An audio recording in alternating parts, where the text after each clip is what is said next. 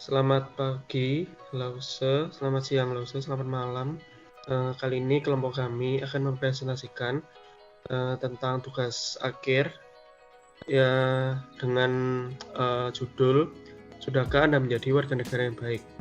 Pada kesempatan kali ini, saya, Ritan Jonantawan, dan teman-teman saya ada Agnes Monika Samarka, Cindy Dwi Wulandari, Devi Ayu, dan juga Suryatul. Sebelumnya, saya akan menjelaskan terlebih dahulu tentang apa itu warga negara. Negara adalah suatu wilayah di permukaan bumi yang kekuasaannya, baik politik, militer, ekonomi, sosial, maupun budayanya diatur oleh pemerintahan yang berada di wilayah tersebut. Sedangkan warga negara adalah masyarakat atau sekumpulan orang yang mendiami negara tersebut. Baik atau buruknya, kualitas suatu negara bergantung pada kualitas warganya. Karena itulah, sangat penting bagi kita untuk menjadi warga negara yang baik, agar bangsa kita menjadi bangsa yang berkualitas di segala aspek, baik dari segi moral, pendidikan, kepemimpinan, kesehatan, dan lain sebagainya. Maka dari itu, teman-teman saya akan menjelaskan cara menjadi warga negara yang baik di berbagai macam lingkungan.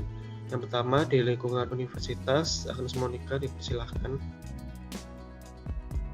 Nah, cara menjadi warga negara yang baik bisa kita lakukan dengan 12 nilai macung.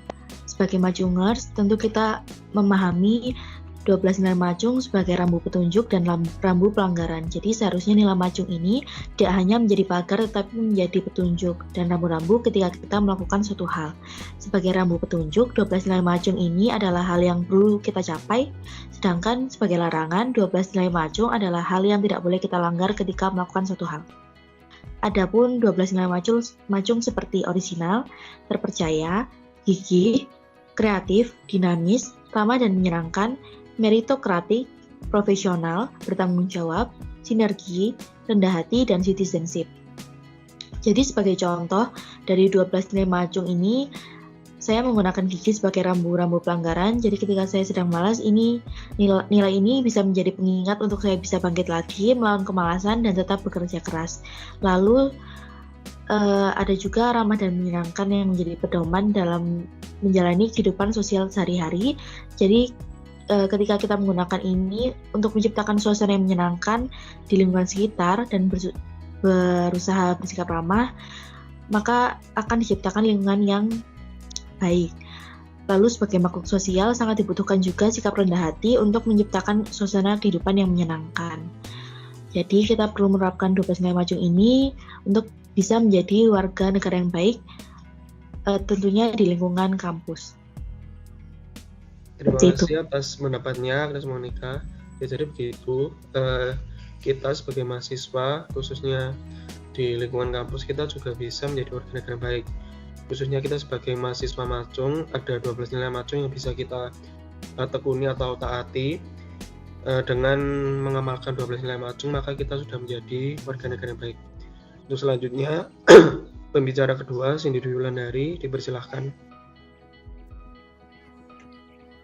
Selanjutnya yaitu menjadi warga negara yang baik menurut di lingkungan keluarga seperti berbaik kepada sesama, yaitu bersikap untuk tidak saling berselisih dalam keluarga, hidup aman dan tentram, yaitu bersama dalam keluarga, bersikap adil kepada keluarga dengan tujuan agar dalam keluarga tercipta sikap yang harmonis, mematuhi nasihat dan membantu orang tua, tidak melawan perkataan orang tua.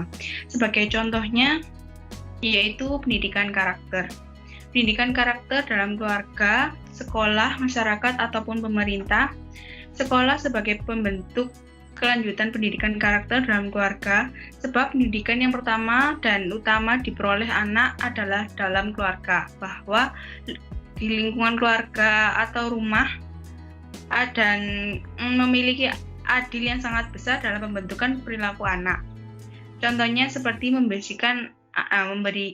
biasakan anak bangun pagi, mengatur tempat tidur, biasakan anak mandi dan berpakaian bersih, biasakan anak turut membantu mengerjakan tugas-tugas rumah, biasakan anak mengatur dan memelihara barang-barang miliknya sendiri, dan membiasakan anak mengucapkan salam saat keluar dan masuk rumah, dan menerapkan musyawarah dalam mufakat dalam keluarga sehingga dalam diri anak tersebut akan tumbuh jiwa demokrasi. Seperti itu. Terima kasih atas pendapatnya Saudari Cindy Wulandari. Nah, jadi begitu teman-teman dan juga Lause, bahwa kita sebagai warga negara juga bisa dimulai dari lingkungan keluarga. Karena di lingkungan keluarga ini merupakan lingkungan yang paling awal, paling dasar, karena kita juga awalnya dari kecil kita tinggal bersama keluarga. Maka dari itu, di dalam keluarga itu kita harus menjadi warga negara baik. Seperti yang Cindy katakan, misalnya menghormati orang tua, lalu menghormati saudara. Bila kita tidak menjadi warga negara yang baik di keluarga, maka kita susah untuk menjadi warga negara yang baik di lingkungan manapun. Untuk selanjutnya, di lingkungan agama, Devi Ayu dipersilahkan. Yang selanjutnya yaitu cara menjadi warga negara yang baik antar umat agama. Contohnya yaitu toleransi. Sikap toleransi ini menjadi dasar dalam pergaulan hidup bersama, karena dengan toleransi seseorang atau umat beragama akan saling memahami satu sama lain dan juga mampu menghargai perbedaan. Adapun hal-hal yang perlu diambil dalam toleransi ini seperti tidak ada perpecahan, mempererat hubungan antar agama, memperkuat iman umat agama, dan menumbuhkan rasa nasionalisme. Sebagai contoh dalam kehidupan sehari-hari yaitu yang pertama, mempererat hubungan antar umat agama dengan cara mengenal satu sama yang lain, serta bertukar pikiran mengenai hal-hal yang bisa diwujudkan bersama demi terciptanya hubungan yang erat. Yang kedua yaitu menumbuhkan rasa nasionalisme. Contohnya seperti memberikan kebebasan untuk menjalankan ibadah sesuai dengan agama yang dianutnya. Terima kasih Saudari Devi Ayu atas pendapatnya.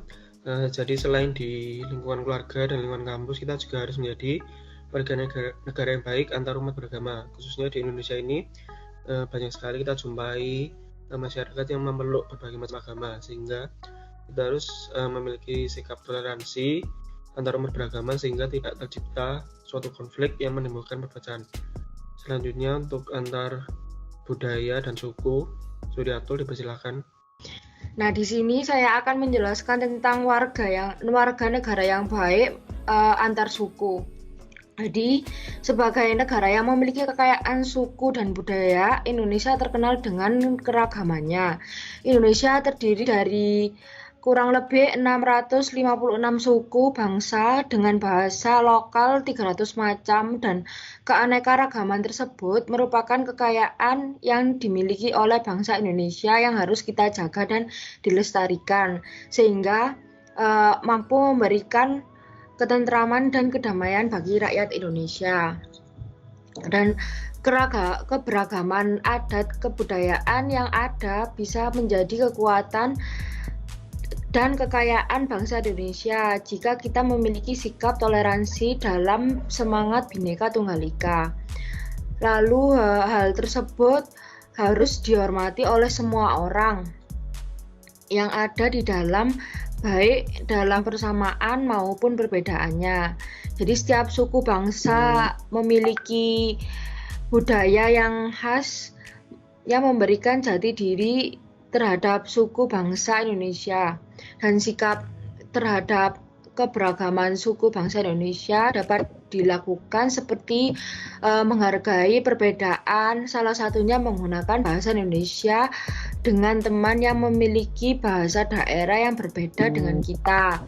Lalu ikut gotong royong bersama teman baik di sekolah ataupun di rumah tanpa mendorong suku atau budaya mereka. Lalu sikap toleransi dan menghormati perbedaan satu sama lain. Menyelesaikan masalah dengan cara musyawarah untuk mencapai mufakat. Terima kasih. Terima kasih sudah atas pendapatnya. Selain di warga negara yang baik di lingkungan keluarga, kampus dan juga antar umat beragama, juga ada di antar suku budaya. Seperti yang saya katakan tadi, di Indonesia juga memiliki banyak sekali suku dan budaya, sehingga kita harus menghargai setiap suku dan budaya yang ada, sehingga tidak terjadi konflik. Dan juga suku dan budaya yang ada ini merupakan salah satu keunikan di Indonesia, sehingga kita harus tetap melestarikannya dan menghargai. Sekian atas pendapat dari kami. Jika ada salah kata, mohon minta maaf atas perhatiannya. Terima kasih.